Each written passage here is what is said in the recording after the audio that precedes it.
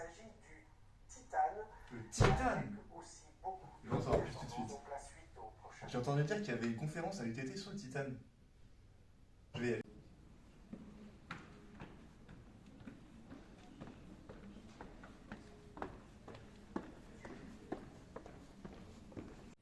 Donc, durant cette conférence, après une brève introduction, je présenterai en premier lieu une description physico-chimique du titane et de ses alliages. La seconde partie sera axée sur l'extraction et l'utilisation de cette matière. Et enfin, on s'intéressera à la dépendance géopolitique et les risques environnementaux qui sont engendrés par cette utilisation.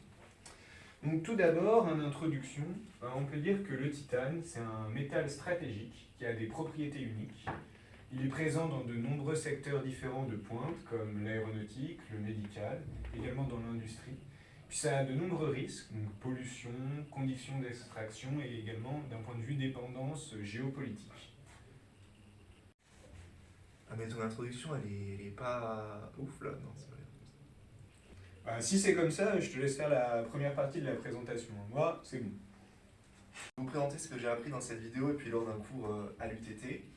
Donc le titane c'est l'élément de numéro atomique 22 qui a une masse atomique de 4,5 g par cm3, ce qui est 2 fois plus léger quand même que l'acier. Et il a la particularité d'être présent donc, dans deux phases différentes. La première phase qui est la phase bêta, qui est une phase en structure cristalline cubique centrée, et la deuxième phase qui est une phase alpha, qui elle est hexagonale. Ensuite, on sait que le titane a une résistance très forte à la corrosion, parce qu'en fait, il s'oxyde très facilement et spontanément, ce qui lui fait donc une couche de protection. Ensuite, il est très résistant à la chaleur et aussi à la fatigue mécanique, ce qui fait de lui un très bon candidat pour le domaine de l'aéronautique, comme on le verra un peu plus tard. Et enfin, il a une biocompatibilité excellente, donc, ce qui permet de l'utiliser très facilement dans des applications médicales. Je vous remercie, jeune homme, pour cette brève présentation. Bon, maintenant, rentrons un peu dans le cœur du sujet, du procédé. Déjà, une chose qu'il faut savoir, c'est que le titane n'est pas disponible à l'état pur dans la nature. En fait, il est présent sous forme d'oxyde de titane. Donc là, on a deux représentations cristallographiques. Donc le rutile, par exemple, ou l'anatase. Il y a d'autres minerais qui contiennent du titane. Nous, on va s'intéresser à ces deux-là. La production du titane, il faut savoir que c'est très complexe et c'est très énergivore. Et notamment, il y a un procédé qui existe, et c'est celui dont on va parler aujourd'hui, c'est le procédé Kroll. Donc le procédé Kroll, c'est un procédé qui est composé en différentes étapes. La première, en fait, ça va être l'extraction du dioxyde de titane des minerais qu'on est venu chercher dans des mines. Donc, le minerai de rutile, il va être purifié pour obtenir un oxyde concentré. Donc ça, en fait, ça va être vraiment la matière première de la production. À titre de comparaison, l'énergie d'extraction, elle est 1,7 fois plus élevée que pour l'énergie d'extraction de l'aluminium. Suite à quoi, donc on a extrait notre TiO2, et celui-ci, il va être chauffé avec du chlore et de la coke, donc ça c'est du carbone. Et donc là, vous avez une équation et qui en fait nous explique qu'on va pouvoir obtenir du liquide volatile, donc le TiCl, donc TiCl4, qui va ensuite être purifié par distillation, suite à quoi on va réduire le TiCl4 via le procédé Kroll, donc le procédé qui donne son nom à cet ensemble, et qui va être introduit dans un réacteur qui contient du magnésium fondu, donc c'est à peu près à une température entre 800 et 900 degrés Celsius. Donc là encore, vous avez l'équation de la réaction, ce qui nous permet ainsi d'obtenir une masse poreuse qui est communément appelée l'éponge de titane. Et ensuite, il reste deux étapes, qui sont la purification et la fusion. Donc le MgCl2, il va être séparé par distillation. Ensuite, l'éponge de titane, elle va être fondue sous vide ou sous une atmosphère inerte pour éliminer les impuretés. Le métal va être ensuite refondu et on va ainsi obtenir un lingot qui est dit homogène. Et puis également, on va pouvoir ajouter des éléments d'addition en fonction des propriétés que l'on souhaite avoir pour le produit. Et la dernière étape, en fait, ça va être la mise en forme. Donc là, en fait, on a des semi-produits, donc le lingot. Et puis ensuite, on va pouvoir faire des barres, des tôles, des profilés, de la poudre en fonction de l'usage qu'on veut en faire. Bon, voilà pour une présentation un peu succincte, mais là, vous avez un peu la vision de ce que je vous ai expliqué. Donc là, vous voyez le minerai, rutile, TiO2, TiCl4, et puis ensuite, après l'éponge, les lingots et les demi-produits, et puis ensuite produits finis et les utilisations. Et il est intéressant de noter également qu'une partie du TiCl4, il va être utilisé directement en tant que pigment avec du TiO2, donc en utilisant de l'O2, ce qui peut être intéressant de le dire aujourd'hui. Et là, vous avez un zoom sur le schéma du procédé Kroll. Excusez-moi, je vous retiens juste votre attention, mais du coup, les utilisations, vous pouvez me parler un peu plus des utilisations? Évidemment. Donc là, il y a quelques utilisations qui peuvent être pertinentes de préciser. La première, c'est dans l'aéronautique.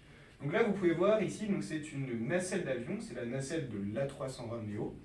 Et la nacelle d'avion, ça va permettre de protéger le moteur de l'avion des contraintes extérieures et également des changements de température, par exemple, qu'il va y avoir durant le vol. À savoir qu'on passe d'une température de moins 50 degrés à plus 550 degrés Celsius à la fin de la nacelle, donc qui s'appelle la tuyère.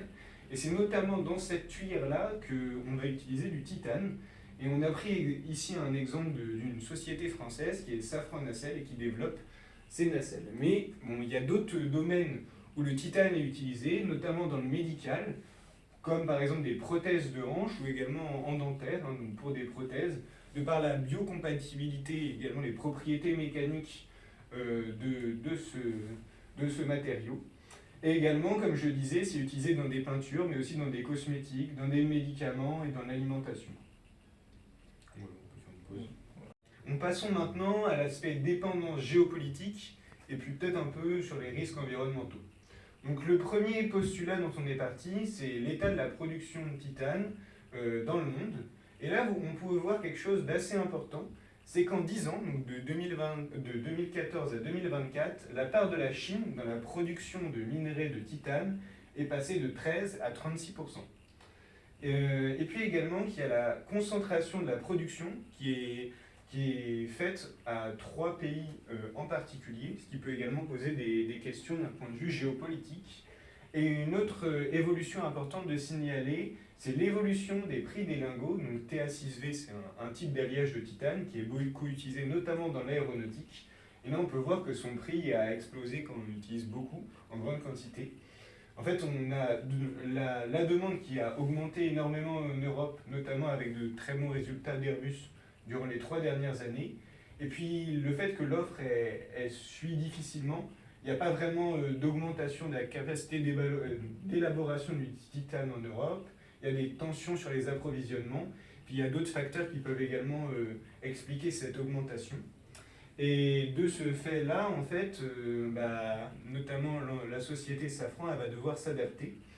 En fait, aujourd'hui, il y a quelques années, Safran achetait son titane chez les Russes, mais vous pouvez voir ici qu'en fait, là, il y a une forte baisse des exportations depuis la Russie. Et donc, en fait, ça engendre un risque important, voire des ruptures d'approvisionnement potentielles de par les tensions géopolitiques de ces deux pays.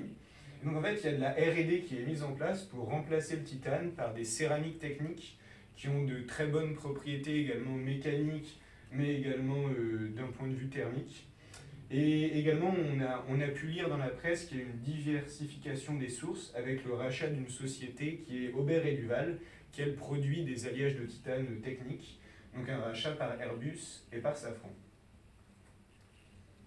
Excusez-moi, mais l'environnement dans tout ça, on en fait quoi? Ça, c'est une bonne question.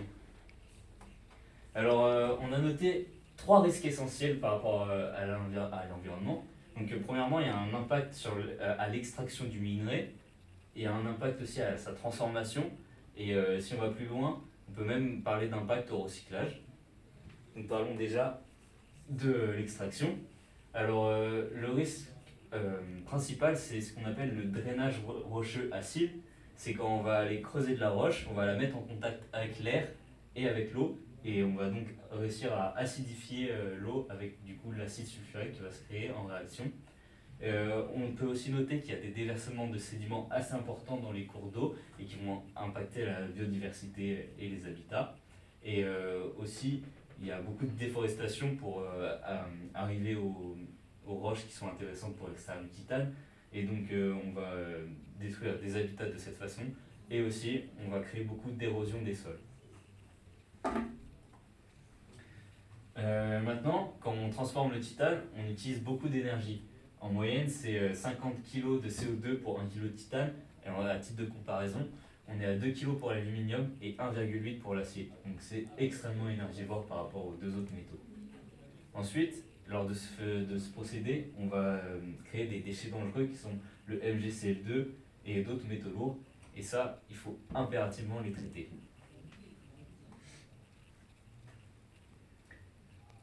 Maintenant, concernant la filière de recyclage, on n'en a pas encore beaucoup. Donc je vous ai mis le taux de recyclage à l'heure actuelle qui est d'environ 20%. Mais malgré tout, ce chiffre n'est pas très clairement évalué. Il peut dater de 2013. Peut-être je refais la phrase. Malgré tout, ce chiffre date de 2013, donc il est à prendre avec des pincettes. Le schéma ici représente le circuit. Le schéma ici représente la circularité du titane, principalement en France avec la société Aubert et Duval dont on a parlé tout à l'heure. Et donc la filière est basée autour de l'usine Ecotitanium qui essaye de recycler un maximum du titane en France pour essayer de garantir une autonomie de la filière en France. Allez, c'est bon, j'ai tout compris moi. En fait, le premier truc, ça va être un changement au niveau de l'économie. Il faut avoir passer d'une économie linéaire à une économie circulaire pour le titane et essayer de rattraper un maximum de matière et le remettre dans la boucle du recyclage, même si c'est dans un autre domaine que le domaine de sa première utilisation. On imagine bien que recycler du titane d'un avion qui n'est plus fonctionnel, on ne va pas pouvoir refaire forcément le remettre dans un avion. Mais par contre, on pourrait par exemple imaginer faire des montres en titane ou je ne sais quoi. La deuxième possibilité serait de substituer, et donc là c'est pour ça qu'on va avoir besoin de la R&D, et donc de trouver des nouveaux matériaux, et pour ça on peut s'aider aussi de l'analyse multicritère, donc pour simplement essayer, avec les matériaux existants, de trouver un matériau qui pourrait convenir dans les utilisations par rapport aux différents critères de choix. Et enfin, on pourrait aussi imaginer donner de l'autonomie donc à la filière française, comme l'a fait notamment Safran, c'était un très bon exemple, en rachetant des entreprises qui développent le titane.